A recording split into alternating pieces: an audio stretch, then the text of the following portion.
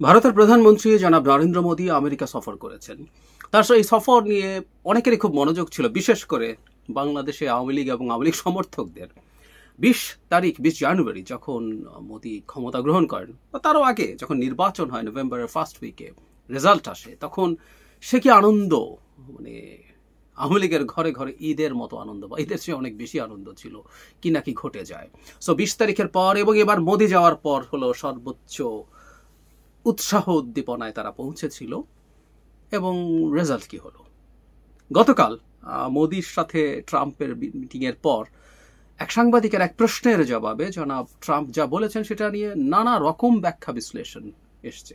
নিজেও কথা বলেছি, শুধু আমাদের দেশে না, ভারতেও, মানে বাংলাদেশকে মোদির হাতে ছেড়ে দিয়েছেন ট্রাম্প, এরকম ভিডিও, প্রচুর আলোচনা ইন্ডিয়ার মিডিয়াতেও হচ্ছে। একেবারে অপ্রত্যাশিত নয়, গদি মিডিয়াতে এগুলো দীর্ঘদিন থেকেই হচ্ছিল।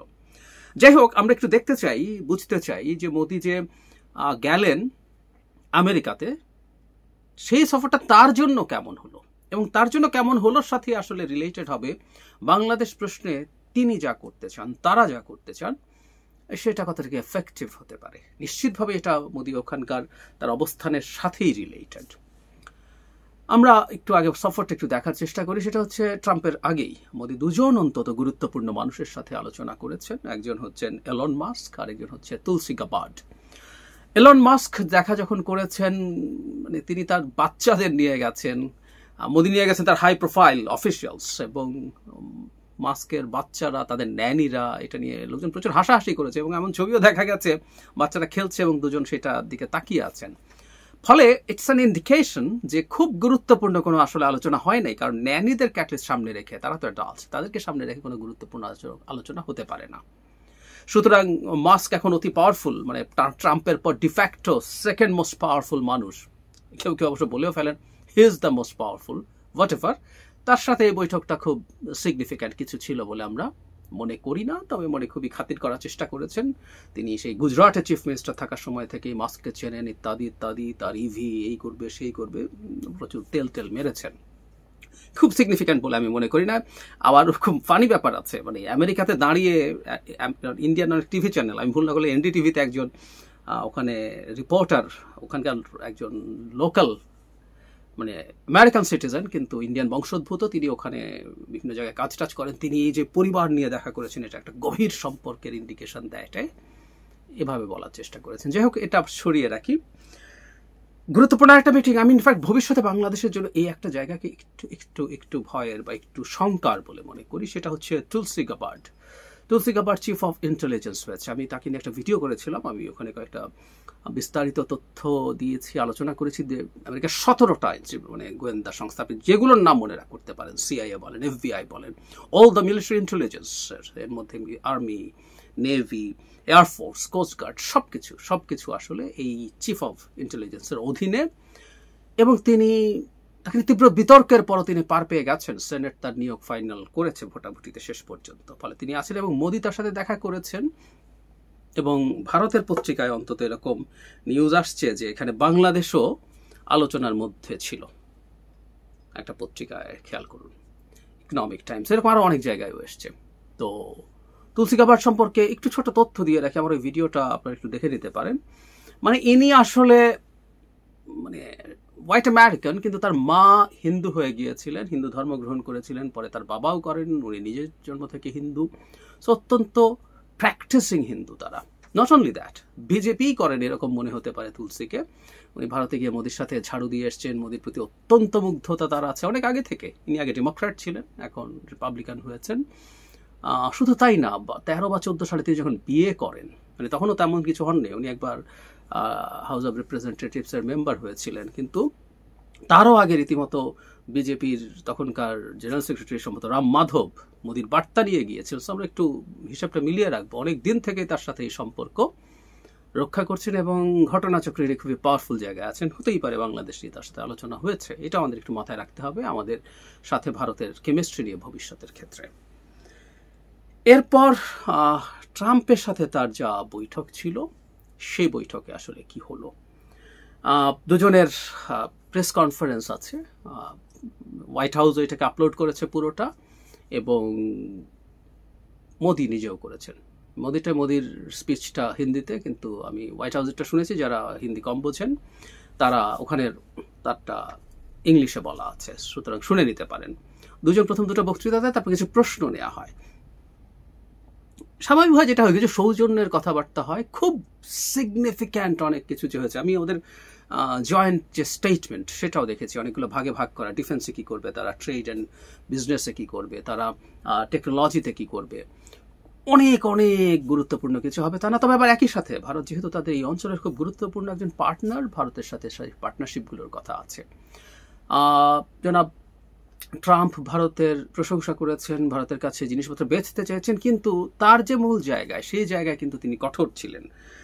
যেমন ধরি আমরা, খুব ক্লিয়ারলি তিনি ট্রেড অ্যাবিউজার বলেছেন ভারতকে, যে ভারতের ট্যারিফ ইজ সো টাফ, এবং উনি উদাহরণ দিয়েছেন যে তাদের ভেহিক্যালের উপরে যে 70% ট্যারিফ দেওয়া আছে সেটা হলে তারা এটা ব্যবসা করতে পারবে না। এবং ট্রাম্প ইদানিং যে কথাটা সবার ক্ষেত্রে ব্যবহার করেন সেটা মোদিকেও স্মরণ করিয়ে দিয়েছেন, এতেও অতি বন্ধুটন্ধু অত বাছবিচার উনি করেননি। সেটা হচ্ছে রেসিপ্রোকাল ট্রেড অ্যান্ড ট্যারিফ, আমরা পারস্পরিকভাবে তুমি আমার সাথে যা করবে আমি তোমার সাথে তা করব। সুতরাং আমেরিকার পক্ষ থেকে ভারতের অনেক কিছুতে ট্যারিফ বসার সম্ভাবনা আছে যদি জনাব মোদি এগুলো না সরান। যদিও তারা আমেরিকা থেকে তেল গ্যাস কিনবে, এটা আমেরিকার জন্য একটা বড় ব্যবসার জায়গা এবং খুব গুরুত্বপূর্ণ কয়েকটা সিদ্ধান্ত হয়েছে। একটা হচ্ছে F-35 ফাইটার বিক্রি করতে চায় আমেরিকার ইন্ডিয়ার কাছে, এটা একটা সিগনিফিক্যান্ট ব্যাপার। খুবই নেটো কিছু দেশের কাছে আছে, এবং এর বাইরেও আমেরিকার খুব স্ট্রং অ্যালাইজ নেটোর বাইরে, যেমন অস্ট্রেলিয়া, জাপান, সাউথ কোরিয়া, এরকম ইসরায়েল, এদের কাছে F-35 আছে। সো ভারত F-35 যদি পায় সেটা তার জন্য খুব গুরুত্বপূর্ণ বিষয় হবে, এটা একটা সিগনিফিক্যান্ট বিষয়। এবং নিউক্লিয়ার পাওয়ার প্ল্যান্টের ব্যাপারে আলোচনা হয়েছে। জনাব ট্রাম্প বিশেষ করে এখন ওই যে আমরা জানি নিশ্চয়ই যে আর্টিফিশিয়াল ইন্টেলিজেন্স প্রচুর পাওয়ার কনজিউম করে এই কালে। এখন দেখা যাচ্ছে একটা তথ্য এরকম আছে, যে কোনো একটা গুগল সার্চে আমরা সার্চ দিয়ে কোনো ডেটা পেতে যে পরিমাণ পাওয়ার কনজাম্পশন হয় তার অন্তত 10 গুণ হয় চ্যাট জিপিটিকে দিয়ে একই তথ্য আমরা খুঁজতে গেলে। ফলে যেটা হয়েছে, এখন অনেক বড় বড় কোম্পানি নিজেদের power plant, nuclear power plant এবং modular power plant, smaller sized, এবং আমরা জানি সম্ভবত আমেরিকাতে যে দুর্ঘটনা হয়েছিল, বিশ্বের যে একটা পারমাণবিক বিদ্যুৎ কেন্দ্রের দুর্ঘটনার জন্য কুখ্যাত America 3 Miles island nuclear power plant, সেটা আবার নতুন করে চালু করার কথা আছে, এবং অনেক কোম্পানি এখন নিজে নিজে এটা করতে চাইছে। সো ভারতের সাথে এই ধরনের প্রযুক্তি তারা শেয়ার করবেন বলে বলছেন। শুধু সেটা না, আর্টিফিশিয়াল ইন্টেলিজেন্স সহ অন্যান্য টেকনোলজির ইস্যুতে তারা কথা বলবেন, সেগুলো এসছে। অবৈধ অভিবাসী নিয়ে প্রশ্ন করা হয়েছিল, তখন ট্রাম্প আসলে এই ব্যাপারে কোনো ছাড় দেননি। মোদিকে জিজ্ঞেস করা হয়েছিল, মোদি এটার জন্য শুধুমাত্র যাওয়া না, তার হিউম্যান ট্রাফিকিংয়ের যে চেইন আছে, হালকা একটু আমেরিকাকেও দায় দিলেন যে তোমাদের ওখানে ওইটা রুট আছে, এগুলো সরাতে হবে ইত্যাদি ইত্যাদি। খুব ভালো মতো একটা তেল দিয়েছেন এভাবে বলতে পারি। মোদির এই জিনিসটা ফানি লেগেছে আমার কাছে। মেক আমেরিকা গ্রেট অ্যাগেইন, মাগা উনি বলছেন, আর উনি করতে চান make India great again, MIGA. বলছেন মাগা আর মিগা যদি যোগ হয় মেগা হয়ে যাবে, এটা গ্লোবালি ইত্যাদি ইত্যাদি ইত্যাদি অনেক কিছু হবে। যাই হোক, এসব হলো খুব বেশি ভালো কিছু, খুব, এবং বারবার বলছি we have to C the body language, সেটা দেখতে হবে। সেটা খুব ভালো কিছু ছিল না। তবে একটা জায়গা যেটা আমাদের জন্য কিছুটা অ্যালার্মিং, এই জায়গাতে আমাদের জন্য সমস্যা সামনে আসতে পারে, সেটা হচ্ছে দুজনই বলছেন, এবং এটা ট্রাম্পের মুখ থেকে এসছে, তারা radical Islamic terrorism combinedly fight করবেন। এই কথা ট্রাম্প বলেছেন, ভেরি স্ট্রংলি বলেছেন, এটা একটু মাথায় রাখবো। আর বাংলাদেশ ইস্যুতে যেটা হয়েছে এটা নিয়ে গতকাল কথা বলেছি, কিন্তু এখানে একটা জিনিস একটু ইম্পর্টেন্ট, সেটা হলো ভারতের পররাষ্ট্র সচিব যে কথা বলেছেন সেটা আমি একটু পড়ি। যে বৈঠকের পর যখন জানতে চাওয়া হয়, পরবর্তী সময় দুই নেতার বৈঠক নিয়ে কথা বলেন পররাষ্ট্র সচিব বিক্রম মিশ্রি। এক সাংবাদিক তার কাছে বাংলাদেশ বিষয়ে আমি প্রধানমন্ত্রীর ওপরে ছেড়ে দেব, ট্রাম্পের এই বক্তব্যের ব্যাখ্যা জানতে চান। মিস্ত্রি বিষয়টি সরাসরি কোনো উত্তর না দিয়ে বলেন, বাংলাদেশ নিয়ে আমরা যা বলবো, দুই নেতার আলোচনায় বাংলাদেশ প্রসঙ্গ ছিল। প্রধানমন্ত্রী তার মতামত জানিয়েছেন, প্রকৃতপক্ষে বাংলাদেশের সাম্প্রতিক ঘটনাবলী ভারতীয় পরিস্থিতি কিভাবে দেখছে সে বিষয়ে তিনি তার উদ্বেগ জানিয়েছেন। বিক্রম মিশ্রি আরও বলেন, আমি মনে করি, আমরা আশা করি বাংলাদেশের পরিস্থিতি এমন একটি দিকে এগিয়ে যাবে যেখানে আমরা তাদের সাথে একটি গঠনমূলক ও স্থিতিশীল উপায়ে সম্পর্ক চালিয়ে যেতে পারি। তবে সেই পরিস্থিতি নিয়ে উদ্বেগ আছে, আর প্রধানমন্ত্রী সেসব মতামত প্রেসিডেন্ট ট্রাম্পকে জানিয়েছেন, গাবার্টকেও জানিয়েছেন, ট্রাম্পকেও জানিয়েছেন, জানাতেই পারেন। তবে সংবাদ সম্মেলনে, এবং একটু বলি আর ওইটা আগে, সংবাদ সম্মেলনে আসলে প্রশ্নটা পরিকল্পিতভাবে করা হয়েছে। একজন ভারতীয় সাংবাদিক, এটা আসছিলই না, করা হয়েছে, এবং আমরা ধারণা করি যে ভারতের এটা পরিকল্পনাই ছিল ট্রাম্পের মুখ দিয়ে কিছু কথা বের করা, কিন্তু যে কথাটা বের করেছে এবং যেভাবে বের হয়েছে এটা হিতে বিপরীতই হলো। আর ভারতকে রিজিওনাল চৌকিদারি দেওয়া হচ্ছে বা রিজিওনাল সিকিউরিটি দেওয়া হচ্ছে, এগুলো অন্তত ফর্মালি যদি জয়েন্ট কমিউনিকে বা স্টেটমেন্টে থাকতো তাহলেও মনে হতো এক সময় যেটা ছিল যে আমেরিকা ভারতের চোখ দিয়ে বাংলাদেশকে দেখতে চায়, সেটাও টু সাম এক্সটেন্ট এস্টাবলিশড হতো না, সেটাও কিছু হয় নাই। সুতরাং ফর্মালি অন্তত কিছু হয় নাই। মোদি গায়ে পড়ে নানান কথা বলতেই পারেন, তার ক্ষোভ আছে, সমস্যা আছে, এই হলো মোটা দাগে ব্যাপার। এখন আমাদের যেটা দেখতে হবে সেটা হচ্ছে আমরা আসলে কিভাবে দেখবো তার এই ব্যাপারটাকে। এখন খুব বেশি অর্জন ভারতের, মানে অনেকে মনে করছিল যে আমেরিকার সাথে গিয়ে উনি লাইসেন্স নিয়ে আসবে, এরপর বাংলাদেশের উপরে যে কোনো কিছু পারলে যুদ্ধ শুরু করে দিতে পারবে। এরকম কিছু হয় নাই, এরকম কিছু আসলে হওয়ার কথাও ছিল না। যতটুকু বরং আমেরিকার মুখ থেকে বের করার সম্ভাবনা ছিল সেটাও হয় নাই, এটা একদম ক্লিয়ার। তবে ব্যাপারটা আবার এত সহজও না। আমি প্রায় একটা কথা বলেছি, সেটা হলো আমেরিকা, আমি এখনো তাই মনে করি, আমেরিকা বাংলাদেশের উপরে, বাংলাদেশের বর্তমান সরকারের উপরে গায়ে পড়ে কোনো কঠোর কোনো ব্যবস্থা নিতে যাবে না, এটা আমি নিশ্চিত, আগেও ছিলাম, এখনো আছি। ডক্টর ইউনূসের এইটুকু সামাল দেয়া অসম্ভব না। কিন্তু যেটা আমাদের জন্য ঝুঁকির কিছুটা হবে, বাইডেন প্রশাসন ডক্টর ইউনূসের সরকারের উপর, আমাদের সরকারের উপর একটা ছাতার মতো কাজ করছিল, আমাদের অনেক ঝড়ঝাপটা থেকে বাঁচানোর চেষ্টা করছিল। এই জায়গাটা সরে গেল, ফলে ভারত তার মতো করে তার জায়গা থেকে বাংলাদেশের সাথে নেগেটিভ বা কোয়ার্সিভ স্টেপস যদি নিতে চায়, অনেক ক্ষেত্রে সে পেরে উঠবে হয়তো। আমরা একটু যোগ করে রাখবো, পল কাপুর, মানে প্রাথমিকভাবে তাকে নিয়োগ দেওয়া হয়েছে আমাদের এই ডোনাল্ড লু যে জায়গাটা ছিল, দক্ষিণ এবং মধ্য এশিয়া বিষয়ক উপসহকারী পররাষ্ট্রমন্ত্রী, সেনেট পার করলে তিনিও হবেন, তিনিও ভারতীয় বংশোদ্ভূত। সো এই জোনটা তার হাতে। তুলসী গাবার্ড আছেন, এবং এই অ্যাডমিনিস্ট্রেশনে প্রচুর ভারতীয় বংশোদ্ভূত মানুষ আছে। সো আমেরিকাকে ভারত নিউট্রাল রেখে ভারত বাংলাদেশে তার বেশ কিছু খারাপ ধরনের চাপ দেওয়ার চেষ্টা করতে পারে। আর ওই যে একটা কথা বলেছিলাম, ট্রাম্প নিজের মুখ থেকে যেটা বলেছে, এই কথাটা আমি আগে থেকেই বলেছি বহুবার, ট্রাম্প একজন ইসলামোফোব।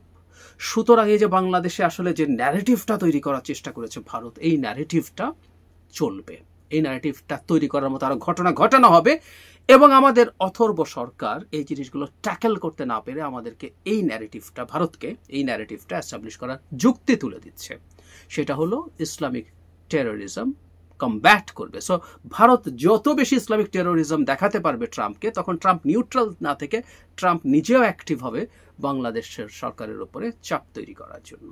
এটা একদম নিশ্চিতভাবে হতে যাচ্ছে, একদম ক্লিয়ারলি বুঝে যাব। ট্রাম্পের এই বাক্যটা ধরেই ভারত ইনফ্যাক্ট ভবিষ্যতে কাজ করবে। তারা আগেও জানতো, আমরাই যেহেতু জানি, ভারত জানবে না, জানবে।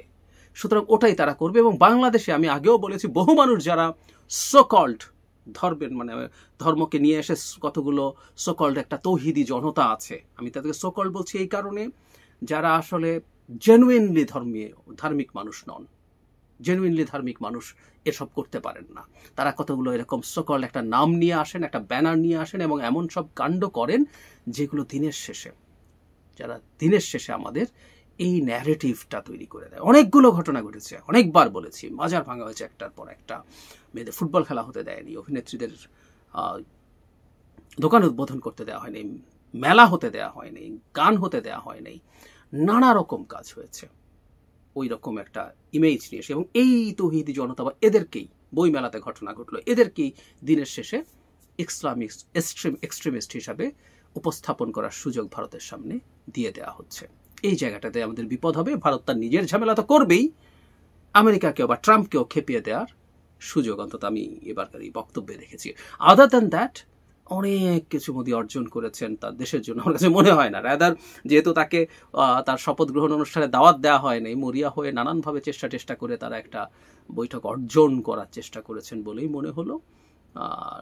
আগে যা যা ছিল ওই রকম একটা সম্পর্ক, এবং প্রথম মেয়াদে মোদির সাথে ট্রাম্পের যে কেমিস্ট্রি ছিল, ট্রাম্প যদিও সেই কেমিস্ট্রির কথা ট্রাম্পও বারবার বলেছেন, কিন্তু আমার কাছে মনে হয় না সেই কেমিস্ট্রি আদৌ ছিল। মোদির অন্তত বডি ল্যাঙ্গুয়েজ বলে, আমি খুব মন দিয়ে সেটা খেয়াল করেছি, যে কেউ খেয়াল করবেন। ট্রাম্পেরও যদি বলি, আপনার আগের দুজনের কেমিস্ট্রি আর এখনকার কেমিস্ট্রি হিউজলি ডিফারেন্ট ছিল। সুতরাং আমরা যদি ঠিকঠাক থাকি, আমরা যদি আমাদের ভেতরে, দেশের ভেতরে ভুলভাল কম করি, আমাদের খুব বেশি টেনশন করার কিছু নেই। এবং আমরা যদি টেনশন না করি, এটা আওয়ামী লীগের কান্নার সময় তাদের বিরাট আশা ছিল ট্রাম্প তাদেরকে উদ্ধার করবে, সেটা হচ্ছে না।